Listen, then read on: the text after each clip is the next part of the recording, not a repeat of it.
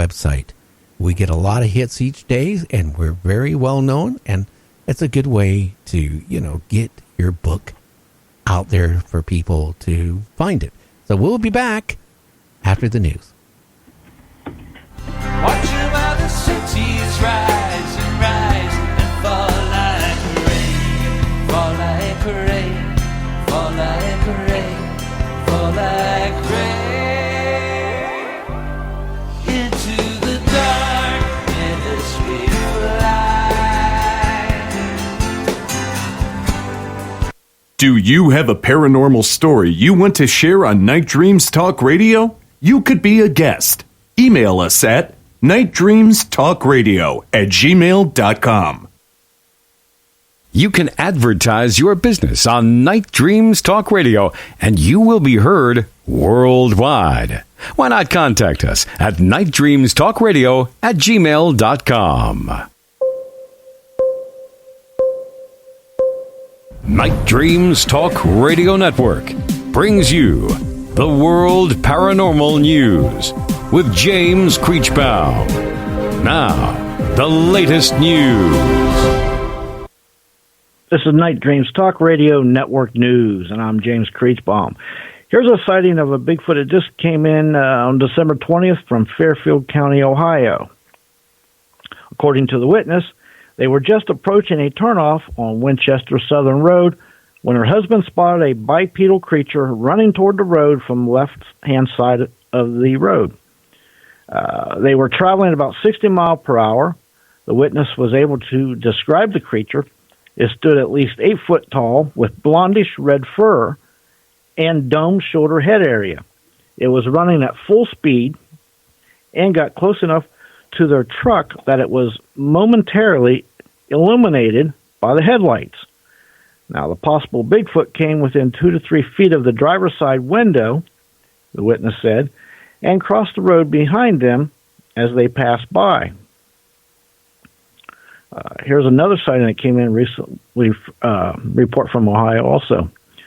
This was near Salt Fork Park, which is right up the road from me. Okay, me and my friend, we were coming back from getting pizza around 6:30 at night. As you know, in the fall, the sun goes down early, so it was quite dark along the stretch of this road. The road was 2 lanes with a 3-foot berm that was 2 or 3 feet lower than the fields beside the road. We were coming around a corner, and we saw a dark mass standing on the side of the road. When we got closer, we could see it was brown and very tall. My friend had a Subaru that had a sunroof in it, and when he drove by it, it looked down at us. Now, its head was over the road, and I looked through through the sunroof, and its head was right there.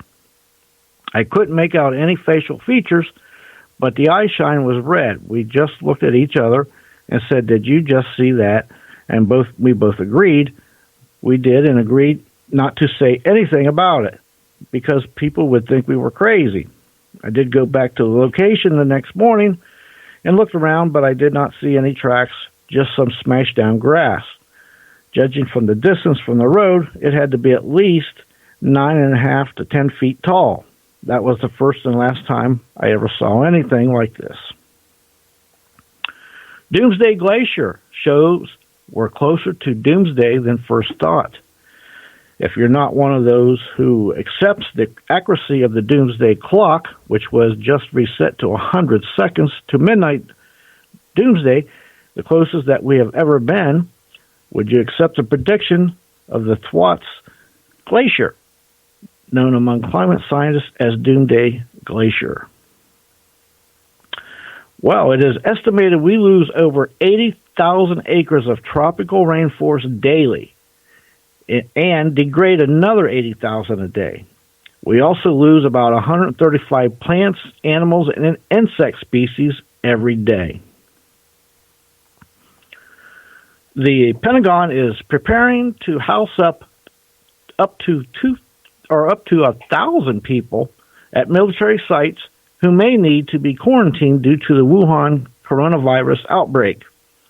The Pentagon is preparing military facilities to, if necessary, quarantine up to 1,000 people retaining or returning to the U.S. from the overseas to prevent the spread of the novel coronavirus that originated in Wuhan, China.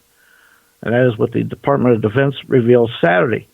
Now, as of February 1st, the coronavirus had killed 259 people and infected more than 12,000 people in China and in around 24 other countries. The most detailed ever images of the sun has been revealed. Newly revealed high resolution photographs show the surface of our sun in more detail than ever before. According to the National Science Foundation, within the first 5 years, the telescope will collect more data about the sun than all of the other observations in the last 400 years combined. Next news break, top of the hour.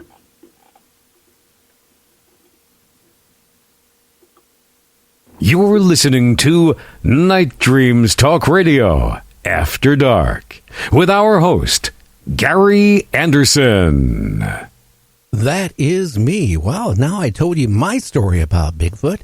We're going to get George Workman on the line. By the way, James, that picture of the sun, to me, it don't even look like the sun. To me, it just looks like a whole bunch of whatever. Yeah, it looks like honeycombs or something, doesn't it? Isn't that weird? That's what I thought it was. But, again, a close-up, magnification like that, well, it would lose detail. Yeah. Yep. Yeah, it's fascinating, that's for sure. It is. Well, let's get George on the line here, and we'll talk to him about, well, what he does for a living. And hi, George. Gary from Night Dreams Talk Radio. How you doing, my friend? I'm doing good. Well, how are you, Gary? I am doing good. Well, why don't you tell the listeners what you do for a profession and what got you into being an amateur Bigfoot researcher and investigator, well, in the state of Western Pennsylvania? Yeah, I'm like you said earlier, I'm an IT analyst, so I deal a lot with data, things like that. I'm in the field for about 20 years, so data is kind of my thing, and to kind of tie that into how I got started and things like that, and what I do with my Bigfoot research and things. We back around 2013,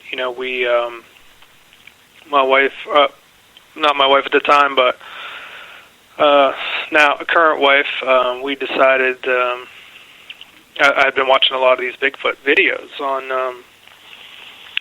on the internet, right? And I had a long background in paranormal and UFO, ET stuff like that. I was listening to Coast and shows like that, for many years. So I was kind of, I knew of the topic, but I wasn't real into Bigfoot or anything. I didn't really pay attention. Just kind of what people see on TV shows and things like that. But we decided on our honeymoon trip we were going to go to a Bigfoot event. So that's what we did. That's kind of how I got started. So you took your wife on your honeymoon to a Bigfoot event. You're as bad as I am. You know that. I knew I had the right one. She would agree to go on something like that. And it was, we had a good time. We had experiences there. I can tell you about those if you like. Well, I didn't know. Were you listening to the show at all before I called you, by any chance? Yeah, I've listened to a couple episodes since I talked to James. Tonight. Did you listen tonight at all?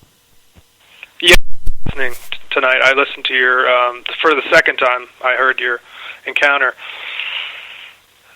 So, what do you think of that type of encounter? I was a coward. I don't know how many people would have. I'm sure there's some people out there would have said they would have offered it a jar of peanut butter and stood their ground. I didn't think anything of that. I wanted to get out of there as fast as I could.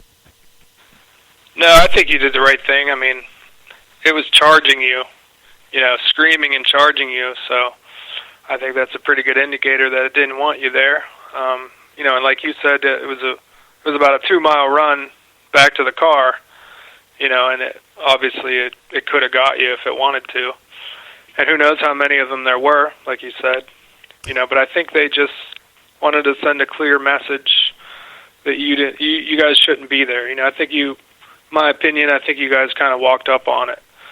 You weren't in a car, you weren't in a vehicle, maybe it didn't hear you coming.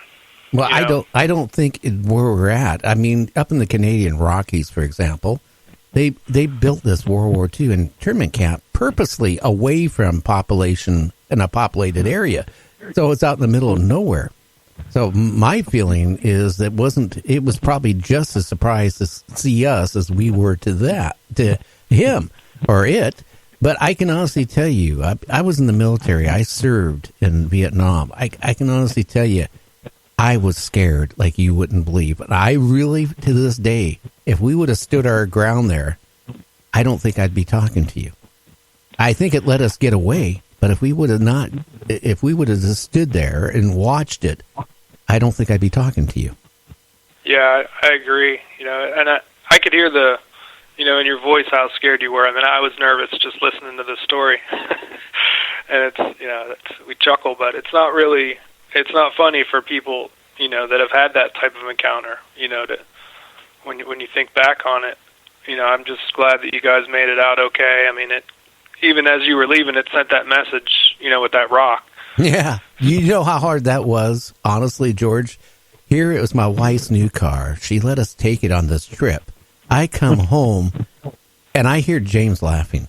Go ahead, laugh, James. But you know what? I'm not laughing. The point is, how do you explain to your wife, well, I didn't hit anything.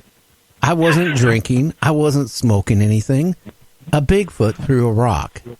And she, what she heard, would say is, To this day, I mean, it's a sore subject with her. We're talking quite a few years, in the past. Yeah, but at least your friend was there. I mean, you weren't making it up. He saw it too. Oh, yeah. Right? Yeah. Well, So put it this way. It kind of ended our friendship. Now, my friend, his father was a Superior Court judge in Pierce County, Washington. His brother is a high-profile criminal attorney in the same county. He was so worried because his family was fronting up the money for his medical practice that all of a sudden, if we came home and we started talking about Bigfoot, the money would dry up. Oh, well, I guess if you study these local spots around the country and the world, even, where they do pop up, I think it eventually turns around. I mean, there's a place in Ohio that's near where we went on that honeymoon trip, Salt Fork State Park, and, everybody knows about it in the area, and they, in the park, there's stores there, and people come there just for that reason. And, and just to speak to another point, I think maybe since you guys kind of walked up on that one, and it was deep in the country there, I think maybe some people think that ones like that are a little bit more aggressive, possibly, than ones that might be closer to people and neighborhoods and civilization. Just an opinion about that. Well, what I saw was nothing friendly. It didn't send me any orbs. It didn't stop and say, "Hi, Gary, how you doing?" It came after us. Now, the other person I was thinking about, the folk singer in Canada, is Ed Roman, and he is a very popular folk singer in Canada. He's the other one that came on my show that, to sit there and say, "Gary, I saw the same thing you saw by how it ran and acted." Yeah, and that's, there's a lot of people that see that. And it's actually not too common for someone to actually see that where it switches, in between bipedal and on all fours. So, I mean, you experienced a whole lot of things, I'm sure not to your preference, but I mean, it's one of those once in a lifetime things that is real, and there's nobody that's going to tell you any different. Well, I think what it does is because the arms are longer than us humans, the way the body is, I think they learn how to adapt to it, and they use both the arms and the legs for speed for their when they have